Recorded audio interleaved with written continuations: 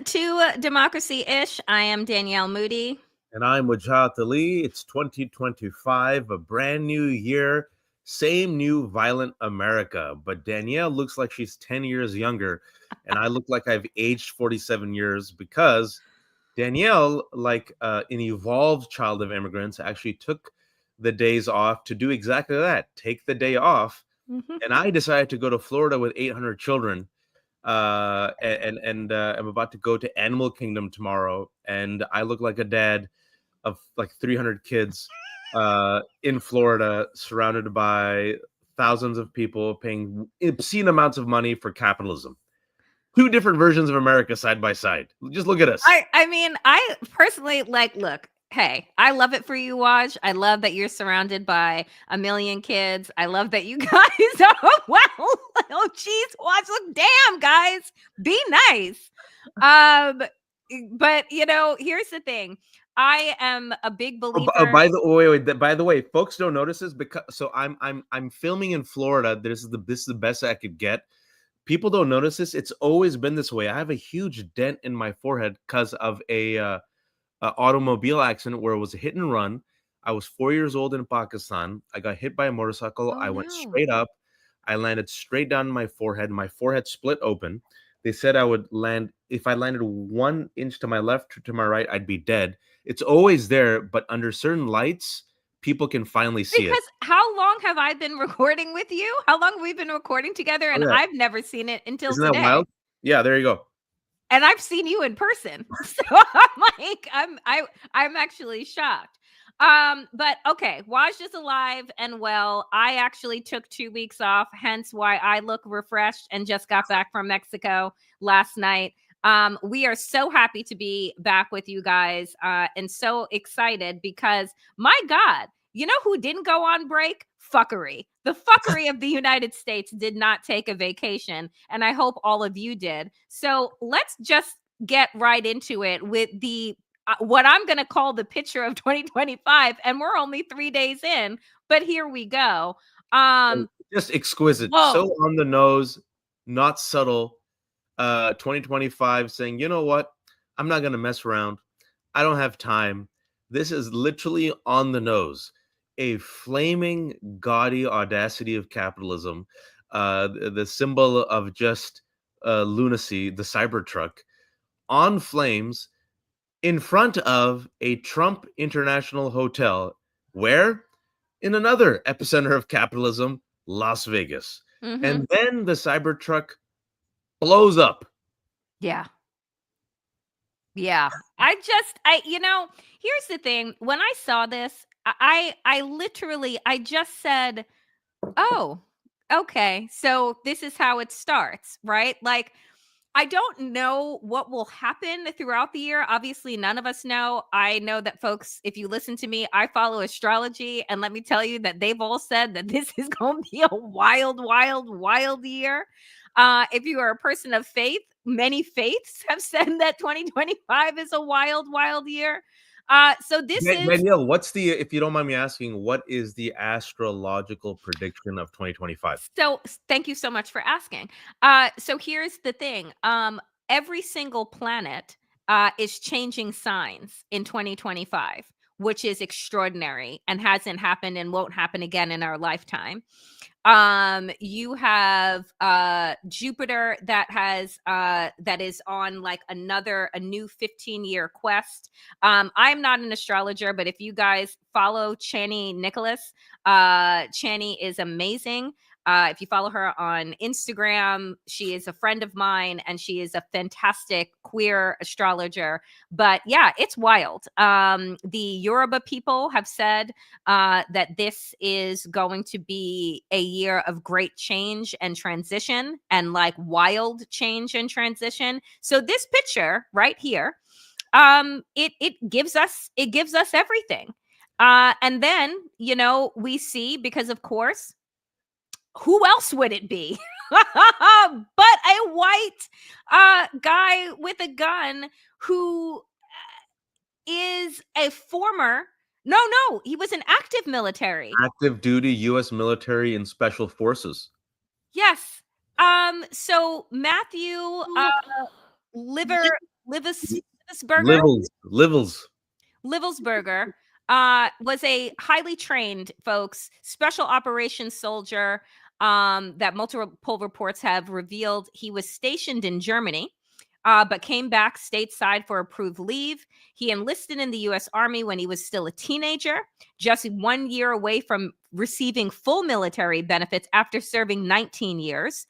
And according to CNN's John Miller, highly trained in communications and electronic measures for bomb detections and intelligence operations. So, unlike what was the lies that came out of Magaville after this explosion, once again, this is not an immigrant. It is not a trans person. No. It's not a drag queen. Not a Muslim. Not a Muslim. But according to his family, a avid Trump supporter. And super patriotic, avid Trump supporter. And I have to just say this, Danielle, because it's finally coming out today.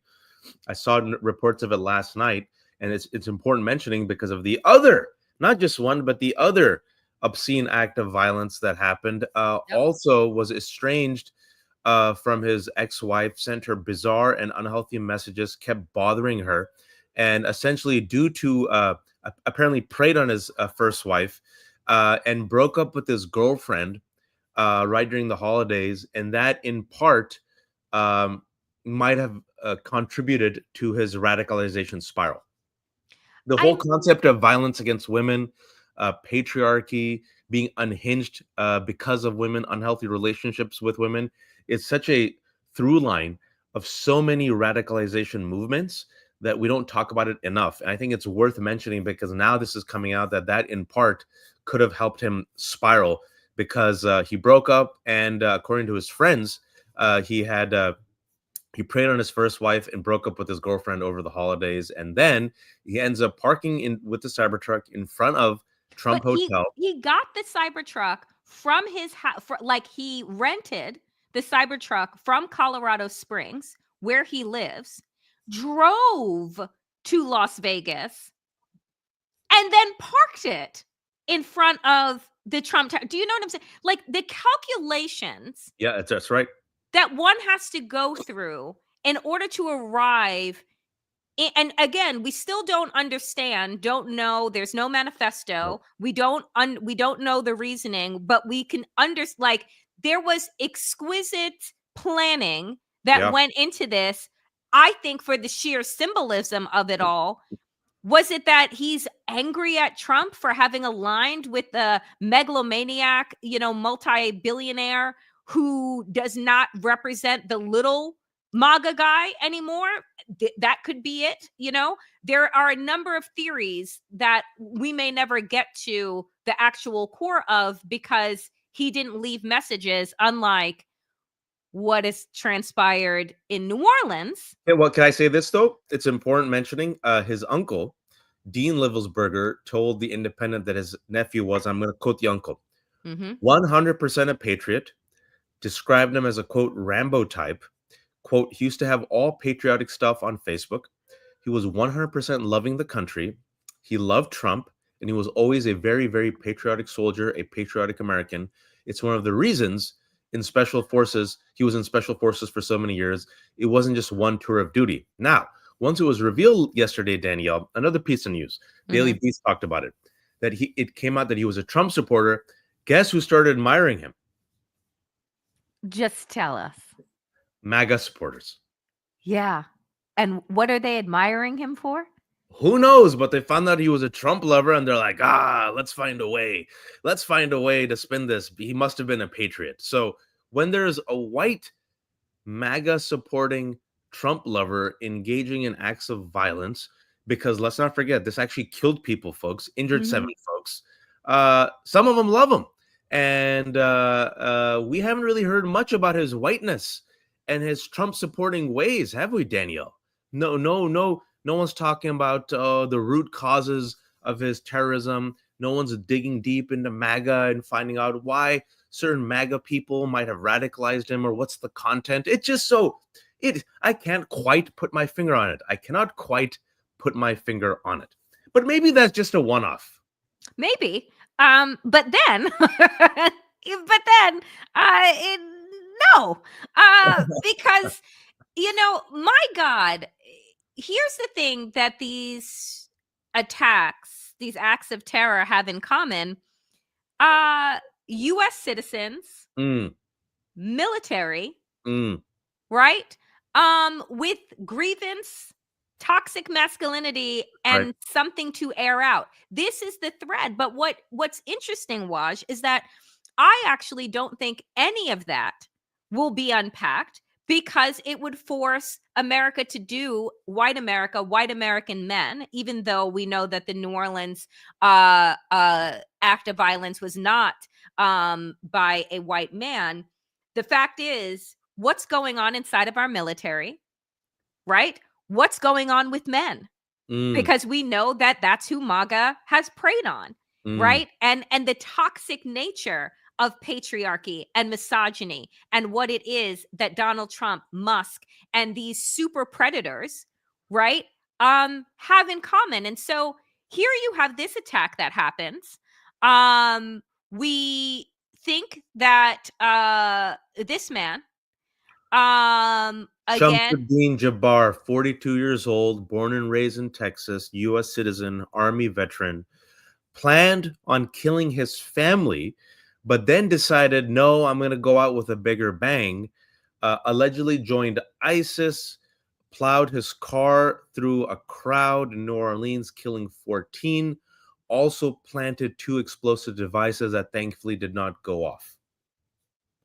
I mean, and what I find, Waj, about this one is that, of course, and we'll get into the MAGA response to this particular attack, but that all of the reporting following the lies that were coming out of Trump and Miller and Green and the rest of them about this being immigrants and look at these immigrants and blah, blah, blah, is that every article has begun with a Texas born US citizen and Army veteran who served in Afghanistan, Mm.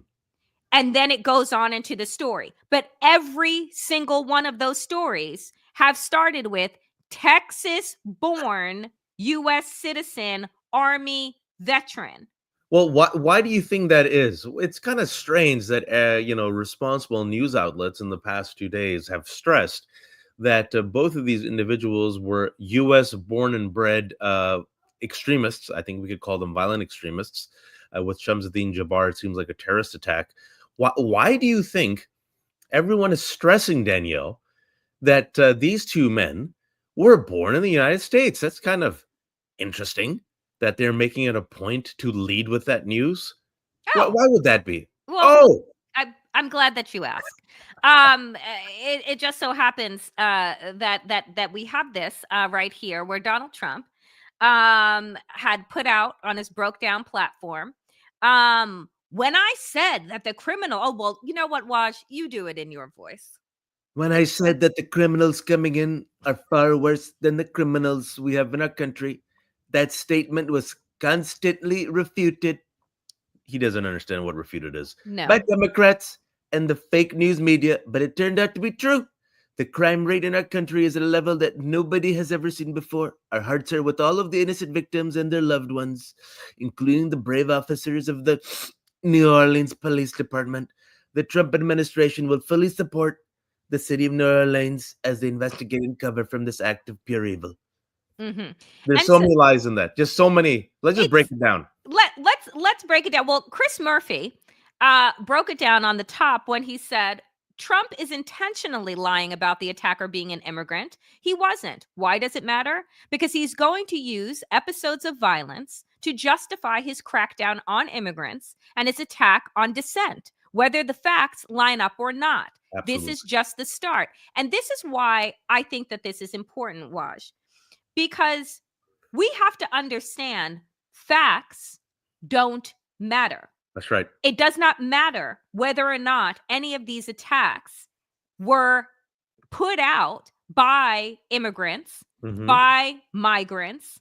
Mm. Um, it doesn't matter. If they believe it, if MAGA believes it in their mind and in their alternate reality, then they're going to say that's what it is, because it will infect the minds of people, which is what MAGA is, a virus, a cancer on our society, to say those things over and over and over again. And then all of a sudden, people will start questioning, because Donald Trump has already set up that the news media are a bunch of liars. So they must, in fact, be lying about the fact that these people who are U.S. soldiers are in fact illegal, and they're aliens, and they're immigrants, because only Donald Trump and MAGA tell the truth. And you know what, Danielle, for those who think that this is not that important or that is not intentional, I want to remind everyone of this great quote that historian Timothy Snyder warned us about 9 years ago when he wrote his book on tyranny. He said, quote, "Post-truth is pre-fascism." Post-truth is pre-fascism. And the reason why this is so important is, like you said, this is Donald Trump. He's going to be the president of the United States of America. Before any facts were out, he decided to post. Can we get that post up one more time? Okay, look at this. No facts are out. He decides to post this on Broke Down Twitter. Criminals coming in are far worse than the criminals we have in our country. Number one, facts show that foreign-born individuals commit fewer crimes than people born in this country. Number one. Number two, what does that even mean? Criminals coming in far worse, or are worse than the ones that we have? Like, does he have favoritism towards domestic criminals? You know, people like him. It doesn't make any sense. Number two, the statement was constantly refuted by Democrats and fake news media because facts. Crime rate in our country is at a level that nobody has ever seen before. That's also a lie. The day before that he actually posted this, guess what? We're on track for the third year of dip in homicide crimes, right? It's not perfect, but there's a dip. And then also the person posting this is a criminal who incited and sexually assaulted E. Jean Carroll and defamed her and was held liable for fraud, criminal fraud, thanks to the Trump organization, which owes more than $400 million to New York. So the fact that he would have the audacity to point his finger at immigrants and criminal immigrants without any self-awareness, and this country just says, the country has completely forgotten that the dude, like, attacking criminals is a criminal. Sorry. I mean, 34 felony indictments. It was just upheld right before the holiday that the 3-judge panel in New York said you still owe E. Jean Carroll $5 million. The appeal is still pending for the other case where it was said that he owes her $83 million, right? So that was upheld. The appeal on the larger amount, we're still waiting on that. But like, those are the facts.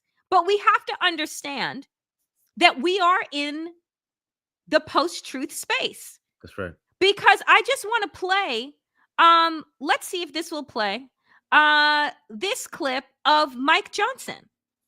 Tried to convince us that the greatest threat to the homeland was racially motivated extremism, when we all looked at the wide open border and thought logically that that might lead to terrorist attacks in the future. We need a dramatic change, and this emphasizes once again why this election was so important to the country. And we cannot get President Trump here soon enough. 18 days away from his inauguration and his cabinet coming in. And we need all of these people that he's chosen, who are law and order types, who will get control of these agencies, including the FBI and the DOJ, to get to work immediately. It can't happen soon enough. Is that Mitch McConnell's turtle cousin? Because I have never seen another more unattractive turtle-looking man other than Mitch McConnell. That's Mike Johnson, and the other person is the former Trump administration guy who's now a Fox Business host. His name is escaping me. Oh dear! Someone in the comment section can remind us. He served in the Trump administration. Two things there. Open border. First and foremost, we have repeatedly affirmed that these two attacks were done by born and bred U.S. citizens. So why are they mentioning open border? Number 2, Larry Kudlow. Thank you so much, Carol. There you go, Larry Kudlow. Number 2, we need a law and order presidency. We need people who care about law and order. I want to remind people, Donald Trump is a criminal. And who is the person that he has as the head of FBI? Kash Patel. Now, you would look at these two things, regardless of your political affiliation. You'd say, you know what? This is scary shit. We should have someone who is skilled, qualified, a person who's heading the DOJ and FBI who would actually root out this terrorism. Who do they have instead? Kash Patel. Brown kids don't let brown kids grow up to be Kash Patel. Number 1. Number 2, Kash Patel has 0 law enforcement experience, has never served a day as an FBI agent, will not inspire any FBI agents in the field. He's the head of the FBI, who's going to be the head of the FBI. And what has Kash Patel said? His core goal, Danielle, is not to go after domestic terrorists. By the way, the number 1 domestic terrorism threat in America is, you want to take a guess, Danielle? Oh, no, please. White supremacist terrorism. Oh, okay. Not a peep. Have you heard a peep from Republicans talk about that? Not a peep. Kash Patel said that he wants to go after Trump's critics. The 2 critics he wants to go after, media and political foes. Not a peep about white supremacist terrorism. So when Kash Patel comes in and Donald Trump comes in and Stephen Miller comes in, do you think they're going to make things better or worse? I mean, let me think really hard about this because I'm just so, uncertain. Here's the thing. 1, they're going to make it far worse than it is. 2, right. They're going to pull resources, I believe, from the work that we do abroad with regard to, sussing out terrorism and sussing out these things. And they're going to put that money into making pretend investigations into the people that they don't like, right? Into media. So what is going to happen is that there's going to be a chain reaction of increased terrorism, increased danger inside of the US, while also the increased rise of terrorism around the world, because you see what happens is that the Trump administration is going to create a vacuum, right? Like these acts of terrorism happen when there is a vacuum, when terrorists start to believe that the places that they are going to, right, are destabilizing. Yeah. That's where these things happen. In destabilized countries. And also America is destabilizing. I didn't mean to interrupt you. I'm so sorry. Also a rise in vigilante violence. Correct. We're already seeing it. So I like, so when we see things like this. Oh, well, there you go. When you see things like this from Stephen Miller, who said Islamist terrorism is an import. It is not homegrown. No, that's white domestic terrorism. Yeah. It did not exist here before migration brought it here. What the fuck are you even talking about? I mean, first and foremost, it is, again, factually incorrect because we have seen homegrown radicals, even those who converted to Islam and then became terrorists or were prone to terrorism and then became Muslim, right? This guy, Shamsuddin Jabbar, seems very clearly off. If we look at his own bio, in the last couple of years, he had marital problems, he had financial problems. That in part seems to have contributed to his radicalization spiral. But these are homegrown radicals. And also I want to remind Stephen Miller that Islam has been here since the beginning. In fact, they say anywhere from 5 to 30% of the slaves that were brought here forcibly against their will, forced migration, were Muslim, right? They were probably here long before Stephen Miller. Stephen Miller saying this again, what they want to do is make immigrant, make Islam, make Muslim, make Black, make LGBTQ, make drag queens something foreign, something alien, something un-American, something that is the enemy, that is attacking us, that is a vermin, that is poisoning the blood. That's Hitler's language that Donald Trump quoted. He also quoted Hitler's language when he said, "We are the enemy from within." He also quoted Hitler when he said that he likes good genes, good bloodlines. But I digress. Maybe it was just, I don't know, a coincidence that he keeps quoting Hitler, right? So they're priming the pump. As you could clearly see, folks, the reason why we're stressing this is, again, the lead news was that these were 2 American-born, literally like servicemen, like veterans, But MAGA, because it contradicts their conspiracy, their hate, the story that they want to spin, they're repeatedly saying open borders. Has nothing to do with open borders. And Mike Johnson, who, as of today, folks, it's Friday. Let's see if he gets the votes. Let's see if he gets the votes. Oh, Mike Johnson. Will he go the way of Kevin McCarthy and Paul Ryan, or will he survive? He is trying to rile up the votes to become Speaker of the House. So he's going all in, being as religious as he is. But apparently, when it comes to evangelical Christianity, you don't have to be honest. And you also have to hate innocent people, like, immigrants and people of color. He's going all in with this lie. Stephen Miller is going all in with this lie. Marjorie Taylor Greene is going all in with this lie. And I believe last night I was up late, as I usually am, Danielle. Mm-hmm. And Donald Trump, after all of this, because he can't sleep, I think around 1 a.m. Mm-hmm. Oh, I have it. Oh, you have it. Okay. What did he say? Let's put it up there. There you go. There you go. Our country is a disaster, a laughingstock all over the world. One correct thing he has said so far this year. That sentence is true.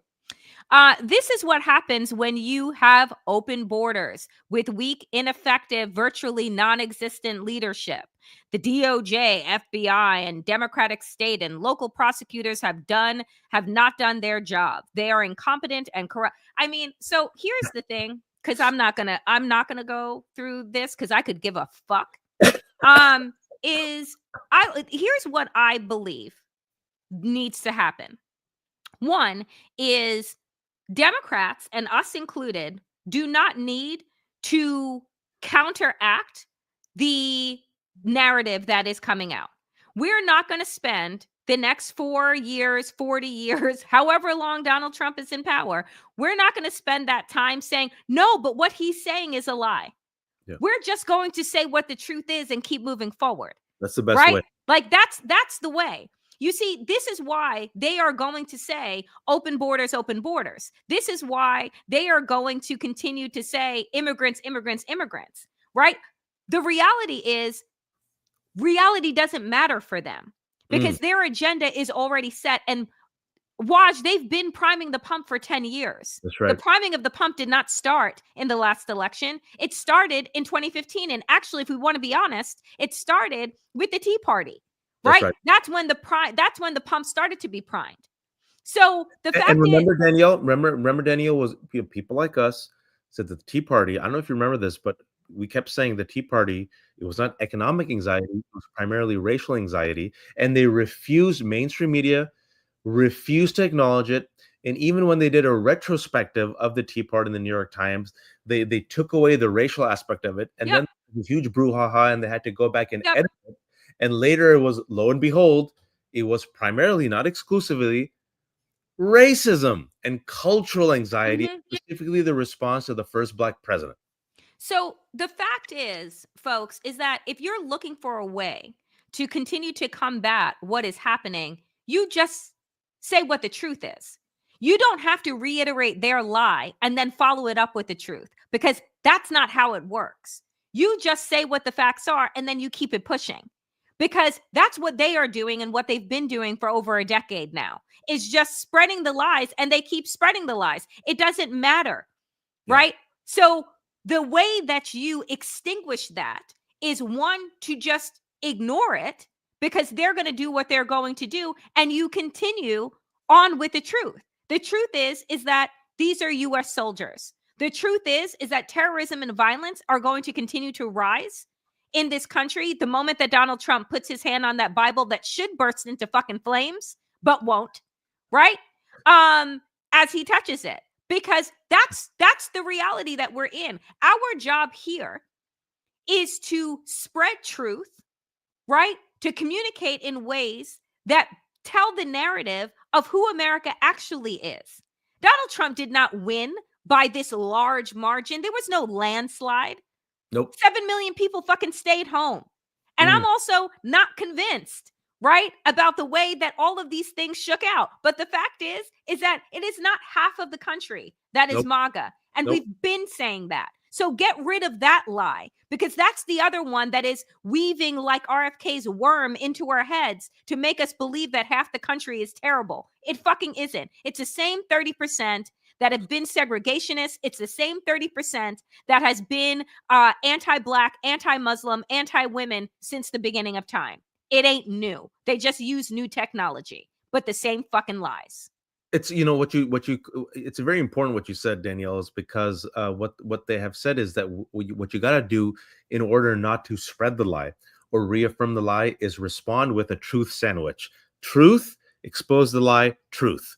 Truth, expose the lie, truth. Truth sandwich, right? Which is why what we're trying to do, and what we have tried to do, is give you all the truth here in Democracy-ish. And speaking about the lies and how effective they are, and how they, especially the Maga lies and the Trump lies, and how they invoke violence, how they invoke hatred. I give you the January 6th violent insurrection. I give you the rise of stochastic terrorism, the replacement theory, the attack on immigrants, the attack on teachers, the attack on doctors. But there was another story, a story which I thought was huge, a story that I stumbled upon because I'm a freak and up at night, a story that I actually read. And I'm like, holy crap, how come this is not leading news? It came out, I think, on January 1st. And then a day or a day and a half later, the news about New Orleans came out. And then the news about the Cybertruck came out. And then you would think, okay, maybe this would come back up there, a thread. Still didn't come back up. This is a story, folks. You tell me if I'm making this up. If there was, the FBI said that they found the largest cache of weapons in U.S. history on a farm in Virginia. I live in Virginia. Now, imagine if the farm was owned by, I don't know, a dude who looked like me, or a woman who looked like Danielle, or an immigrant. What would happen to us if we had the largest cache of weapons ever found? I'm talking about actual explosives that were found. In fact, suppose neighbors were onto us for a year, tipped off FBI, said that a person who looked like me or Danielle went to the local firing range and brought a President Biden cutout and used to practice our firing on that cutout. A person like us said, you know what? Political assassinations need to make a comeback. A person who said, after Donald Trump survived the assassination attempt, the shooter should try to go after Kamala next. If a person who looked like us lost 3 of their fingers handling explosives on their farm, already lost 3 of their fingers, would that person be in jail, Danielle? What would happen? Just tell me, what would happen with all these facts and the FBI found out all these explosives and the person happened to look like you or me? What would happen to that person? Well, one, I think it's cute that people keep saying that they would be under a jail or in jail, and that you've said they would be under a jail or in jail. No, you would be Swiss cheese. You would have been dead, right? They would have gone in there with at least 67,000 police in their G.I. Joe outfits that we pay for, with their fucking cyber trucks that Elon Musk has given them, and rolled into that place and fucking bombed it. And that person would be Swiss cheese and dead. And then there would be an investigation after the fucking fact. Absolutely. Like, let us stop pretending that if it were a person of color, that you would have been allowed to build up those amount of fucking weapons over how much time, right? Like, let us, at least a year, Danielle, at least a year, because according to the article, the neighbors told the FBI, like, last year. I looked at the math. I'm like, 2023. It's 2024. Now it's 2025. So let's miss me with it.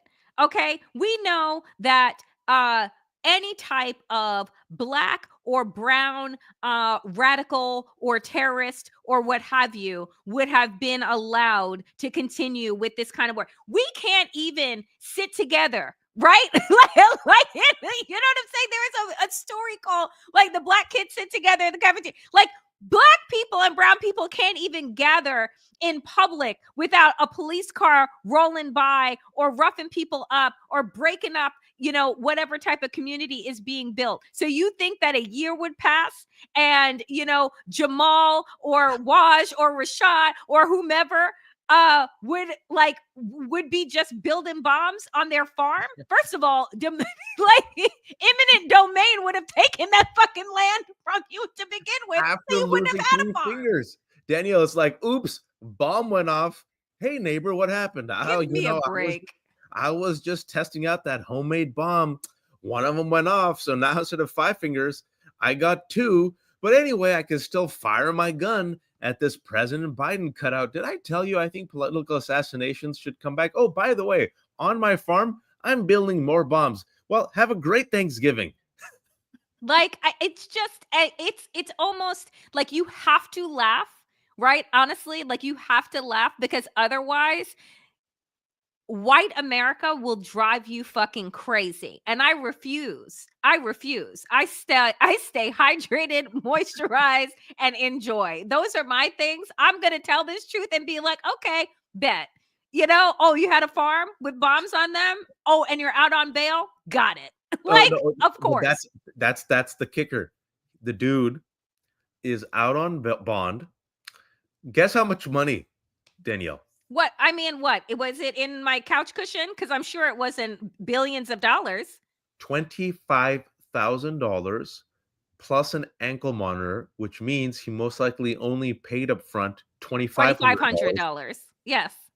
Right. So this dude right now, folks, got to celebrate the New Year and Christmas on bond for $25,000, not $250, not $2.5 million, $25K, and an ankle monitor. Yeah, and we think that the man that was putting together an arsenal of bombs can't figure out how to get out of an ankle monitor. We think that he doesn't, that it's so sophisticated, the technology that the police department has in Virginia, that he can't wiggle his way out of it. Give me a fucking break. I can't wait until he's announced in the cabinet. I think that will be fun. Oh, that's great. Nikki Oliver said the same thing. Oh, Nikki, you and I are on the same hive mind. Literally at the same time. And by the way, he promoted the right-wing conspiracy theories, according to neighbors. So some of the conspiracies about children and the deep state, voila. Brad, and I want to give you the name, folks.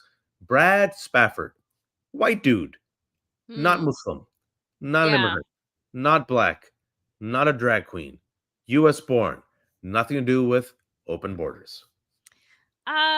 God, just 3 days in. So as we close out here today, dear friends, you know, we're asking ourselves, what are Democrats going to do? Like, you know, where are they? You know, and what are they going to do? And so here, we have Democrats pulling together to decide who is going to lead the DNC.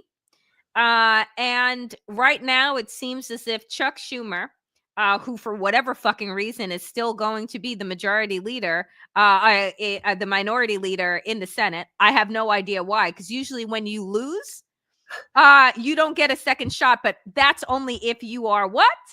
Black, brown, a woman, queer, anything other than a white man. So Brian Wickler out of Wisconsin put out a video. He is going to be running, and it seems as if Chuck Schumer has said, I have said this the day after the election, that the Democrats should view this moment as a challenge. Thanks, Chucky. We must listen to the American people, learn from the results. If we did, you wouldn't still have a fucking job, and move forward stronger. That's why I'm enthusiastically supporting Ben Wickler to be the next chair of the DNC. Okay, I guess. You know what? I like Ben because I've been following him for a while when it comes to Wisconsin. He's been on the ground, grassroots activist, trying his best to keep Wisconsin blue or relatively purplish. You know, fight against gerrymandering, fight against all the horrific things that Republicans have done to try to strip Democrats of power. They've openly cheated.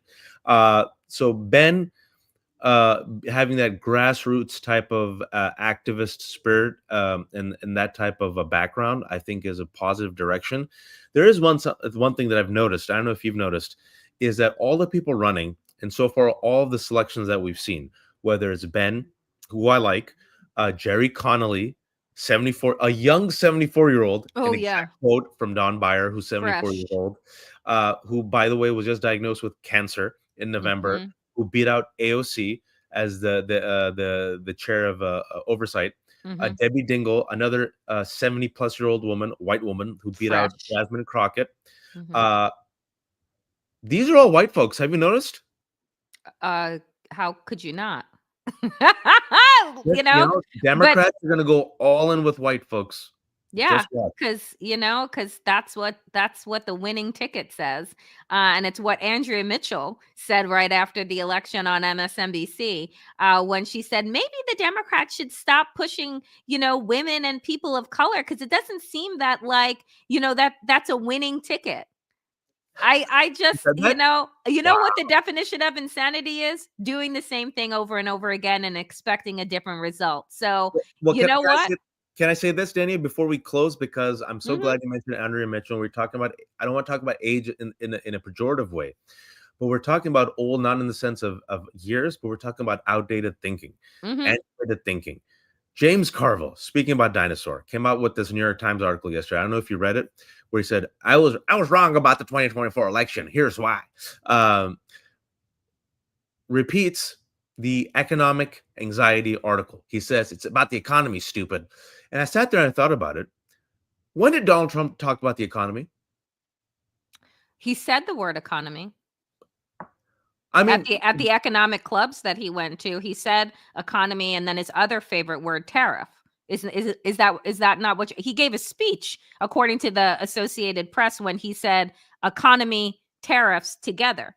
You didn't see it? Yeah, but that's what I'm saying. Like, it's just like, it's the economy, stupid. Sure, but did he talk about the economy? Because last time I checked, he spread conspiracies about Haitians. He spread conspiracies about Venezuelans. They spent $140 million attacking trans people.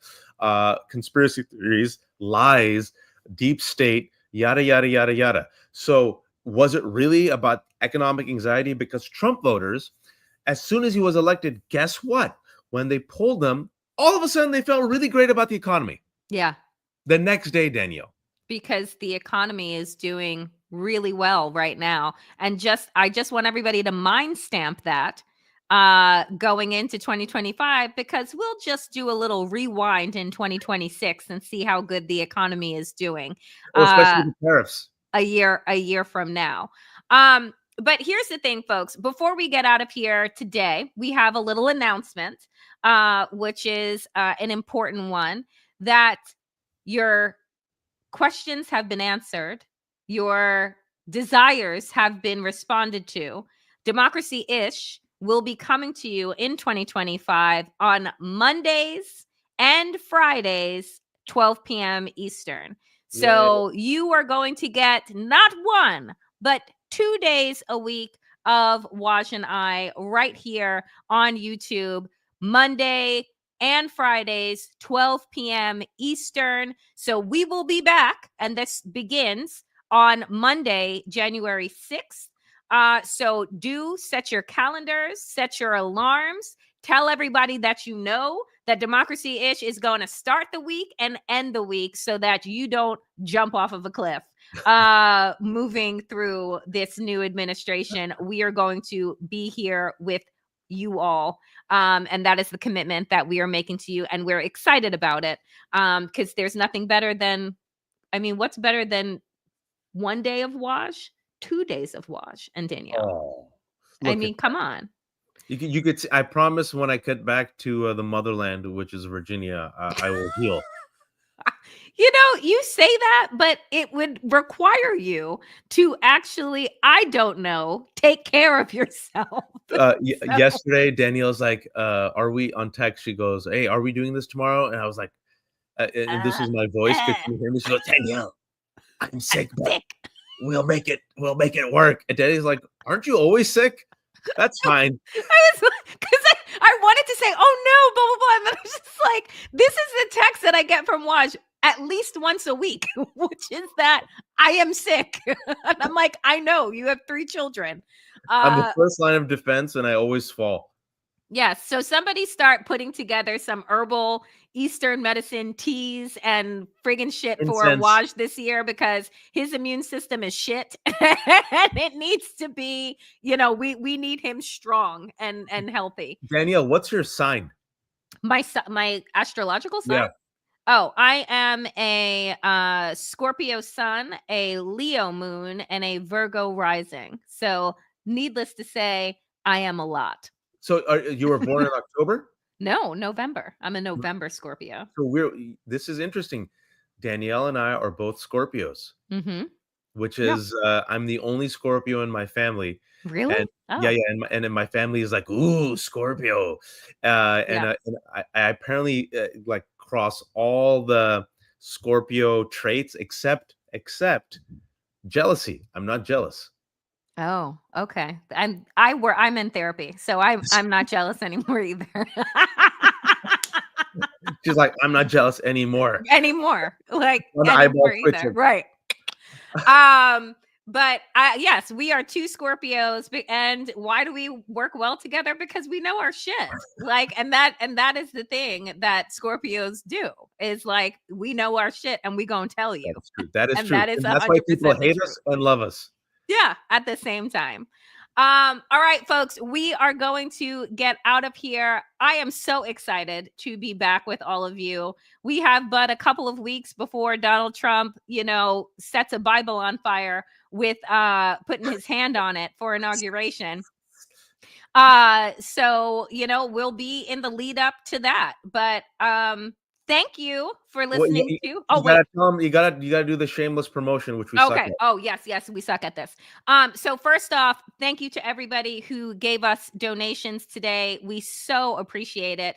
As we say, we are doing this but basically for free, right? Like, where nobody is paying us for this. We are building this independent media platform from the ground up. And so every dollar that you can spare allows us to continue doing the work that we do, and right, to increase the content that we're able to put out, which is hence why we are excited to be doing Democracy-ish on Mondays and Fridays, 12 p.m. Eastern. So again, we appreciate the support. Anything that you can offer, a share, a like, a comment, a donation, we appreciate it. The algorithm loves it. And we'll get in more people's inboxes and faces. And also, last plug, if you want real news, sign up for Waj's Substack. His Substack, The Left Hook. Thousands of people over there in community. Waj is putting out incredible articles, incredible content. He is breaking news. And so make sure that you head over there. And for the question, Motown Mimi, yes. Will you still appear on Nerd Adventures? Yes. We will still appear on Nerd Adventures. So basically, if you're liking this, like and subscribe to my channel. And then you will see us multiple times a week, right? Because we're doing this. We're doing Nerd Adventures. You'll see Waj on his Substack.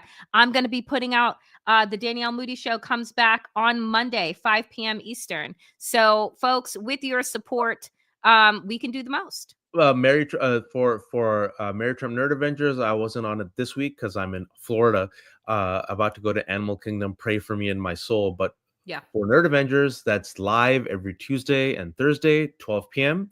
I will be on it. Again, Democracy-ish is going to be live Monday and Friday, 12 p.m. And Danielle, how many subscribers do you need to get to 11,000? That's so good. Right now, I think I need 800 to get to 11,000. That's impressive. We were able to hit 10,000 before the end of the year because of all of you. And here's the thing. I like a stretch goal. Do you know what I'm saying? I don't like to do incremental shit.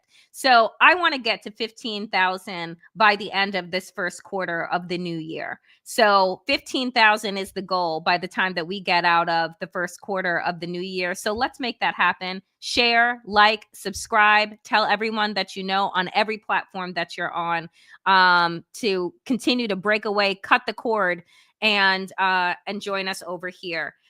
Margaret said, come on, 20,000. Yeah, you're right, Margaret. Let me go even bigger. 20,000 by the end of the first quarter. We're still like children of immigrants. If we can have 15,000. Right. And you were like, if I can get to 11, I'll be grateful. But yeah. I can have a crumb, please. I'm sorry. So let's say 20,000 by the end of the first quarter of the new year. We appreciate all of you so much. It is wonderful to be back. Even though Mexico treated me so well.